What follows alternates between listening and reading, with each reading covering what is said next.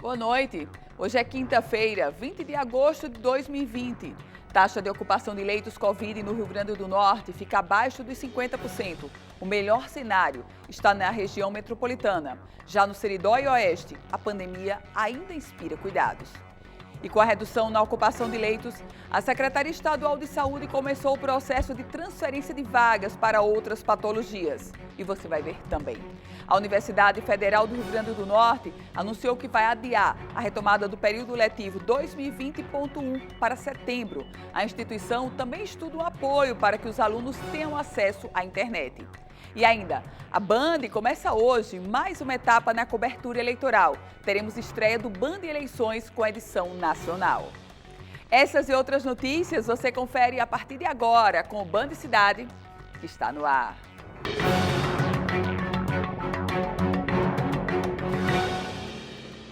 A ocupação dos leitos críticos exclusivos ao tratamento da população com Covid-19 no Rio Grande do Norte chegou hoje ao índice de 41% na região metropolitana, de acordo com dados da plataforma Regula RN, que monitora os números da rede de assistência no estado. Você passa a conferir agora no gráfico os números onde a média do estado é de 49,1%, na região metropolitana 41,6%, é o menor índice entre todas as regiões. E aqui é onde inspira maior cuidado. No Oeste, 60,3% de ocupação. E na região do Seridó, 61,8% de ocupação. Nas últimas horas, o estado confirmou mais 4 mortes pela Covid-19, chegando a 2.133 óbitos causados pela doença no estado, que já soma 59.017 casos confirmados. A subcoordenadora de Vigilância Epidemiológica, Alessandra Lucchesi, explica que os índices continuam caindo, mas a velocidade dessa queda está menor. A gente passa a ouvi-la agora. O estado do Rio Grande do Norte, no seu comportamento geral dos dados, vem apresentando uma queda da sua incidência, mas é uma queda que está menos acelerada do que anteriormente. Então, permanecemos com uma tendência de queda, mas é uma queda muito mais discreta do que observado há semanas atrás. E nessa perspectiva ainda, nós temos dados referentes, também à ocorrência de óbitos. Temos sim também uma tendência de queda para os casos de óbitos para a Covid-19, mas como nós já salientamos em outros momentos, a queda para a taxa de mortalidade, ela acontece de uma forma mais lenta, muito mais devagar, do que se espera para a ocorrência da redução dos casos de Covid-19. Percebeu o perigo? Percebeu o alerta na declaração da porta-voz Alessandra Lucchesi? Estamos reduzindo os números. Que bom, graças a Deus. Mas o ritmo de redução está menor. E aí é um alerta para todos nós, para os gestores públicos e para a população de uma forma geral. Precisamos intensificar os nossos protocolos de segurança e de higienização para que a taxa de transmissibilidade, a chamada taxa de transmissão, continue abaixo de 1 e a gente possa vencer esse inimigo invisível. E a Secretaria de Saúde está transferindo os leitos de UTI Covid-19 para outras patologias. Essa mudança foi iniciada nos hospitais regionais Tarcísio Maia e Rafael Fernandes, no município de Mossoró, região Oeste. Com a redução no número de casos e de óbitos decorrentes da pandemia do novo coronavírus, no Rio Grande do Norte, a Secretaria Estadual de Saúde deu início à transferência gradativa de leitos de UTI destinados à Covid. O que levou a CESAP a tomar essa iniciativa foi que, ao longo das semanas, temos percebido uma redução progressiva do número de novos casos, bem como do número de óbitos. E ainda temos apenas 53% de taxa de ocupação. Ou seja, os outros leitos, que dariam aí os 100%, que hoje se apresentam em torno de 127 leitos, estão disponíveis. Por outro lado, se percebe uma maior necessidade de leitos de traumas e outras patologias. Estamos percebendo que está havendo uma procura por leitos gerais, Começamos esse processo de retomada gradual das atividades econômicas e sociais e sentimos já essa necessidade de abertura de leitos de UTI gerais para atender a população que venha necessitar desses leitos. E a Universidade Federal do Rio Grande do Norte, a UFRN, anunciou que vai adiar a retomada do período letivo 2020.1 para o mês de setembro. O ano letivo 2020 na UFRN, que estava previsto para começar no dia 24 de agosto, agora só deve iniciar em 8 de setembro. O adiamento foi necessário porque o programa de pacote de dados da Rede Nacional de Ensino e Pesquisa não estará implementado na data prevista. Nesta semana, nós recebemos as informações para cadastramento dos estudantes para acesso ao pacote de dados e verificamos que este serviço não estaria disponível nesta segunda-feira, dia 24 de agosto, dia previsto para o início das nossas aulas. Nesse sentido, para não trazer prejuízos para esses estudantes que não têm pacote de dados, nós decidimos adiar o início do semestre para o dia 8 de setembro e criar um outro programa de inclusão digital com auxílio para que os estudantes tenham acesso a pacote de dados até que o programa da RNP-MEC esteja efetivamente disponibilizado para esses estudantes. Como medidas de planejamento para o ensino remoto do contexto da pandemia da Covid-19, a UFRN vem desenvolvendo diversas ações com técnicos e professores. Para a retomada do semestre 2020.1, foram ofertados programas de capacitação para docentes, com mais de 1.000 participações de docentes, criados programas de monitoria e tutoria específicos para esse período de aulas remotas e criado também um auxílio instrumental para que estudantes atendidos pelo Programa de Assistência Estudantil possam adquirir equipamentos e assim acompanhar as aulas remotas. Uma decisão extremamente coerente por parte da UFRN. Afinal de contas, de que adiantaria, qual seria o nível de excelência da UFRN nas aulas remotas sem que todos os alunos tivessem acesso a essa aula remota? Não se pode trazer um tratamento igual para os desiguais. E nesse contexto, como é que a universidade poderia começar agora as aulas sem considerar aqueles alunos que não têm acesso à internet? Então, adia. É claro que o passo e o compasso vai ter que ser mais rápido quando voltar, mas pelo menos em condições iguais de acesso para todos os alunos da UFRN. Por outro lado, a Universidade Estadual do Rio Grande do Norte, a UERN, anunciou que vai retomar as aulas referentes ao semestre letivo 2020.1 da forma remota. O ano letivo 2020 na Universidade Estadual do Rio Grande do Norte vai começar no dia 31 de agosto e segue até o mês de dezembro.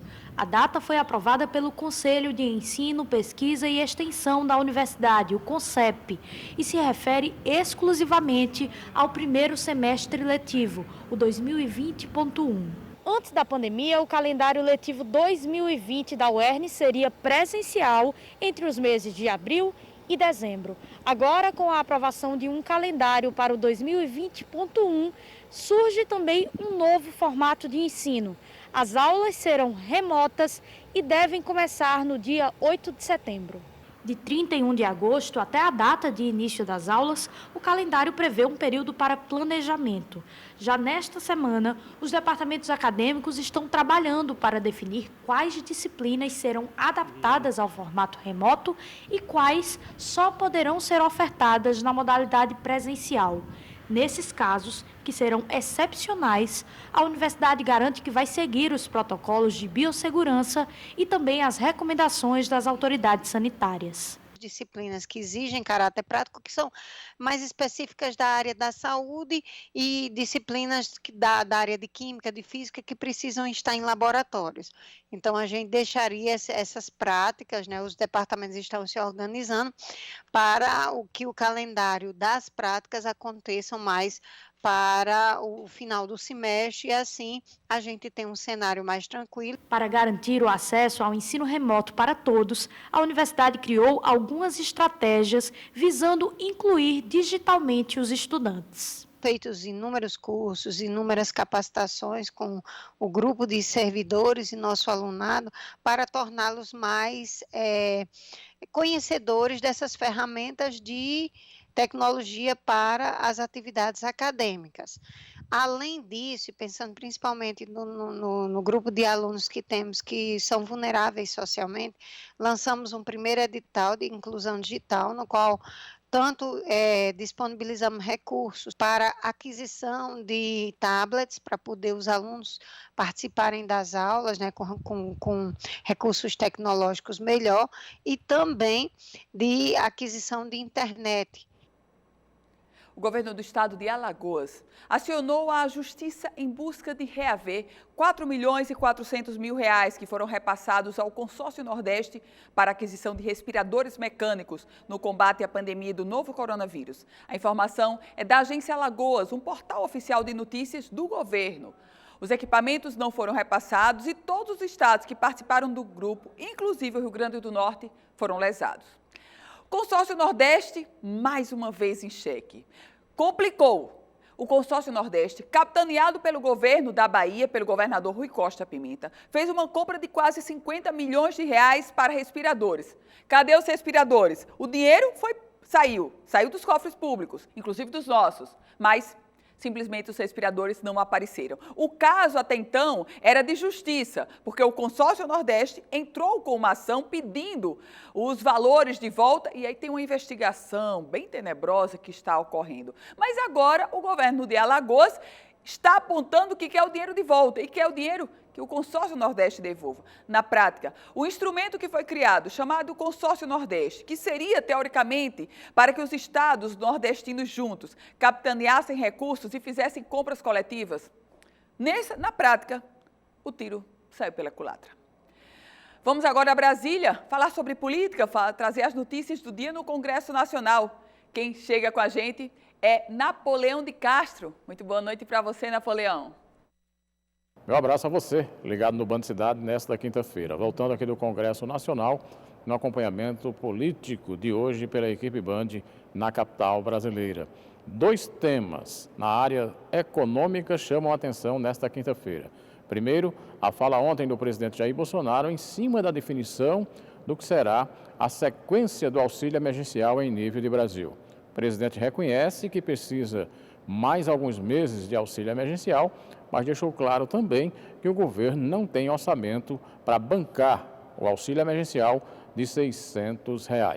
A declaração dele foi dada ontem na solenidade no Palácio do Planalto. Os R$ 600 pesa muito para a União. Se não é dinheiro do povo, porque não está guardado, é endividamento. É isso mesmo? Estou falando certo? Eu acho que estou, né? Para não me criticarem depois. É endividamento. E se o país endivida demais, você acaba perdendo sua credibilidade para o futuro. Então, os R$ 600 é muito.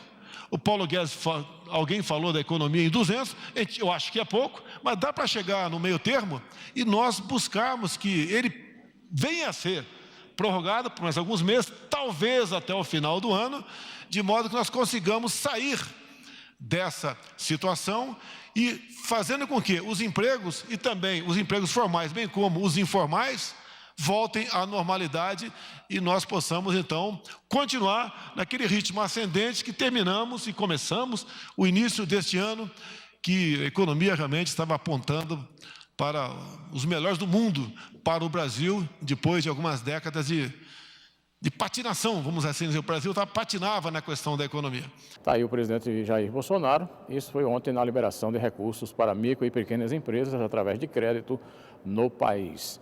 E hoje, em nível de Congresso, um tema central. O Senado derrubou ontem o veto do presidente Jair Bolsonaro em relação à perspectiva de reajuste de servidores públicos neste período de pandemia. Havia sido vetado pelo presidente, mas o Senado derrubou o veto. A expectativa para esta quinta-feira é na sessão da Câmara Federal que pode ocorrer. Para o governo foi uma derrota em nível de Senado, chamou a atenção. O ministro Paulo Guedes, da Economia, considerou a situação como catastrófica e lembrou que o Senado é a representação da República, a representação dos estados, e que isso pode impactar em até 120 bilhões de reais por ano em nível de orçamento federal. São as principais informações nesta quinta-feira de notícias do Congresso Nacional. Para o Band Cidade, Napoleão de Castro. Obrigada, Napoleão. A gente confere agora a previsão do tempo para amanhã, sexta-feira, em parte da região Nordeste. As informações são da Somar Meteorologia.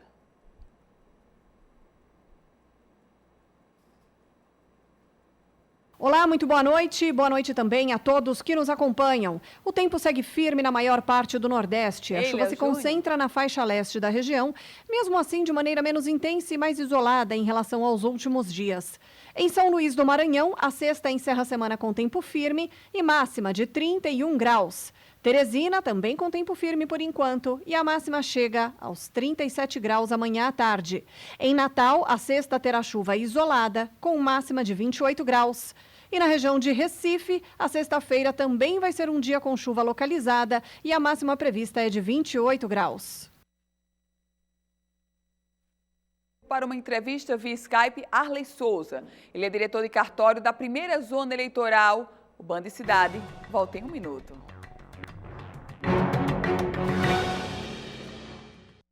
De volta com o Band Cidade. E eu recebo agora, para uma entrevista via Skype, Arley Souza, diretor de cartório da primeira zona eleitoral. Muito boa noite, Arley. Seja bem-vindo ao Band Cidade. Boa noite, Ana Ruth. Boa noite a todos os telespectadores. Momento de mesários nesse processo eleitoral, nessa caminhada até novembro. Os mesários já estão sendo selecionados, doutor Arley?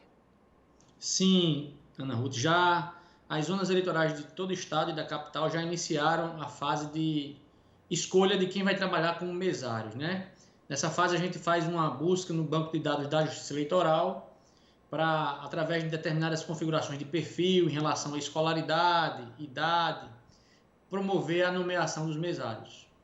Também está em vigor a campanha de mesário voluntário, que é uma campanha que é ordinariamente feita pelo tribunal, mas esse ano, em virtude da pandemia, e a gente já tem recebido alguns pedidos de desistência, se intensificou para que aqueles que poderão contribuir com o pleito se cadastrem e, na maior medida possível, sejam convocados para trabalhar nas eleições. Doutor Arley, nesse contexto, como os mesários, ou melhor, as pessoas que serão escolhidas como mesários, como é que elas ficam sabendo? Que tipo de comunicação ocorre, inclusive nesse momento de pandemia? É muito importante já deixar claro aos mesários que antigamente, até 2018, as convocações eram feitas por cartas, né, com AR, né, cartas físicas que os carteiros iam deixar, os correios. Em virtude da pandemia, nós precisamos adaptar a forma de convocação e vamos fazer uso de meios eletrônicos, através de e-mails institucionais da sua respectiva zona ou de telefones institucionais, também através do WhatsApp Business, em que nós vamos enviar as cartas de convocação, as convocações através desses instrumentos. Então, os mesários que receberem convocações pelo WhatsApp ou pelo e-mail institucional não precisam se preocupar no sentido de já presumir que se trata de uma fraude. Na verdade, eles poderão, para ter certeza de que não é uma fraude, seguir as instruções que constam nessas mensagens ou mesmo acessar o site do TRE e verificar se o remetente é de um domínio oficial. Por exemplo, no Rio Grande do Norte, o domínio oficial é @tre-rn.jus.br. E no caso dos telefones, também estão lá disponibilizados os telefones institucionais que vão fazer essa convocação. Doutor Arley, quem é mesário? Tem algum tipo de benefício? Sim. Os mesários, eles, por contribuírem com a democracia, os que são profissionais, que são empregados, sejam públicos, seja da esfera privada, para cada dia de trabalho, de convocação, ele ganha 2 dias de folga. Além disso, há também, para aqueles que são estudantes universitários, em várias universidades do nosso estado, convênios em que a carga horária prestada como mesário pode ser utilizada como carga horária complementar nos respectivos cursos. Basta para isso, se o mesário quiser saber se terá esse direito, verificar se a sua instituição possui convênio com o TRE. Também há, em alguns municípios e no próprio estado, uma lei que garante isenção em concurso público para aqueles que forem mesários por 2 vezes no intervalo de 4 anos, né? Já que cada eleição, cada turno é considerado uma eleição. Então, se o indivíduo tiver sido mesário por 2 turnos no intervalo de 4 anos, ele poderá requerer isenção em concurso público nos municípios que houver essas leis e no âmbito de concursos públicos do Rio Grande do Norte. São algumas vantagens que os mesários possuem, além da vantagem de contribuir para a cidadania, né, que é algo que deve vir do próprio civismo, né, do eleitor.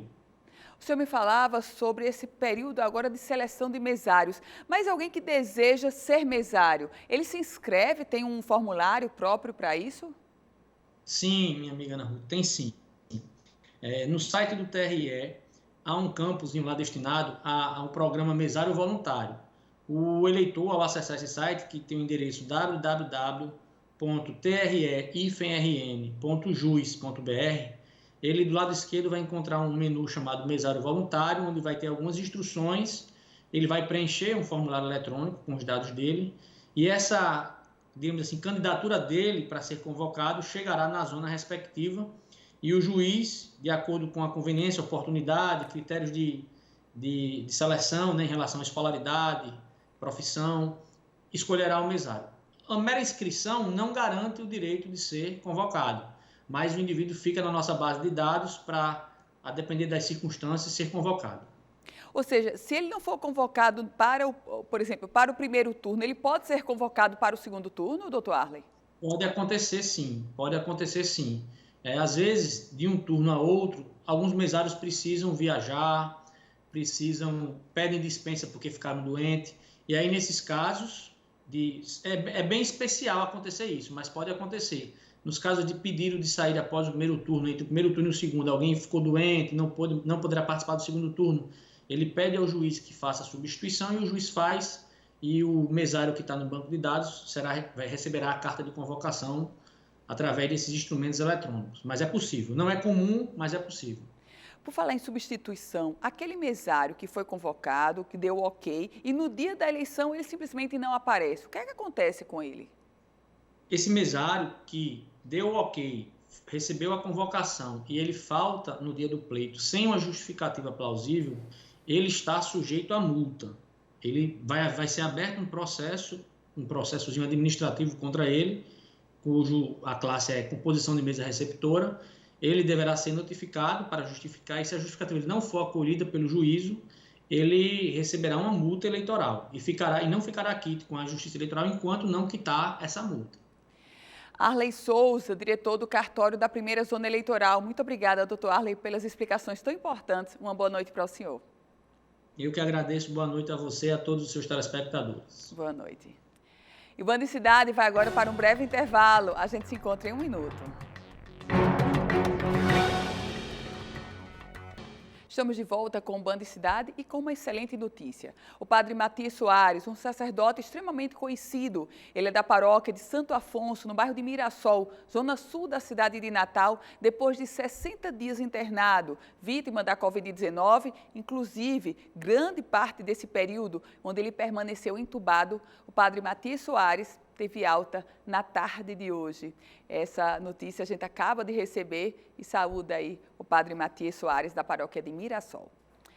E agora eu trago um recado do Apivida para vocês. O uso do álcool tem sido fundamental nesse período de pandemia. Estamos adquirindo o hábito de higienizar mãos e objetos, o que é benéfico para a saúde como um todo. Mas é preciso tomar alguns cuidados, pois essa substância pode ser perigosa, principalmente para as crianças. É importante evitar o excesso de resíduo nas mãos para não haver contato com a área dos olhos. O álcool é abrasivo e pode prejudicar a visão.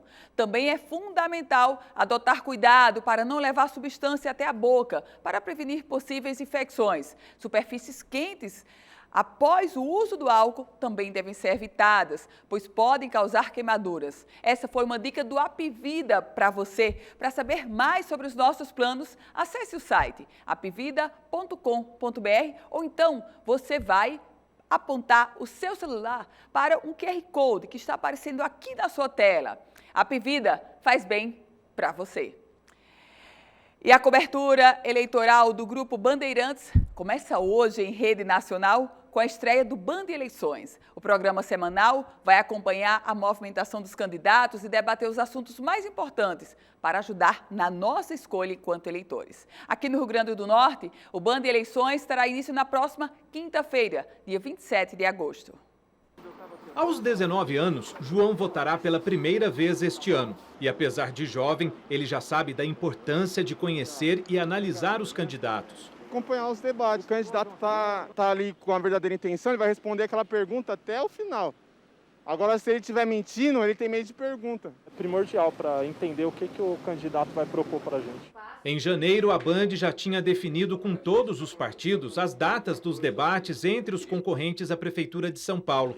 Com o adiamento das eleições, por causa da pandemia, a emissora retomou as negociações com reuniões virtuais e definiu as datas que deverão ser seguidas pelas demais emissoras que compõem o Grupo Bandeirantes. O primeiro encontro será no dia 17 de setembro. Nas cidades com mais de 200 mil eleitores, onde houver segundo turno, o debate será no dia 19 de novembro. Amanhã estreia o Band Eleições, com a apresentação de Sheila Magalhães e participação dos cientistas políticos Antônio Lavareda e Fernando Schiller e os jornalistas Eduardo Oineg e Fernando Mitre. O programa vai ao ar sempre às quintas-feiras, uma edição nacional, seguida de 3 locais até a semana seguinte ao segundo turno.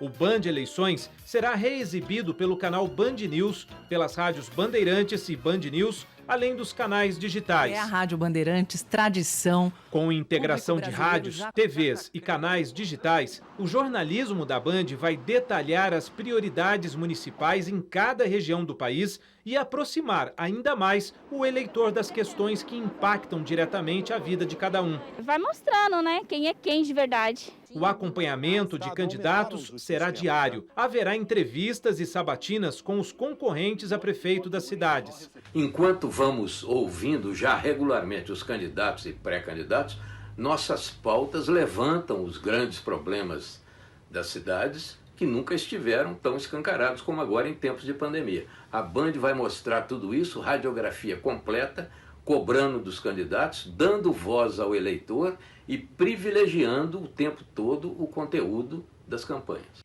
As eleições também serão tema de pesquisas que a Band divulgará a cada 15 dias. Em média, vão ser ouvidas 2.500 pessoas de todas as faixas de renda e de todas as regiões do país. Os levantamentos do Poder Data são fruto da parceria com o jornal digital Poder 360. A Band também vai divulgar resultados das sondagens feitas pelo Instituto Paraná Pesquisas. E ao longo de toda a campanha, o índice Band irá medir a intenção de votos nas principais capitais do país. E o Band Cidade fica por aqui. A você, excelente noite. Até amanhã.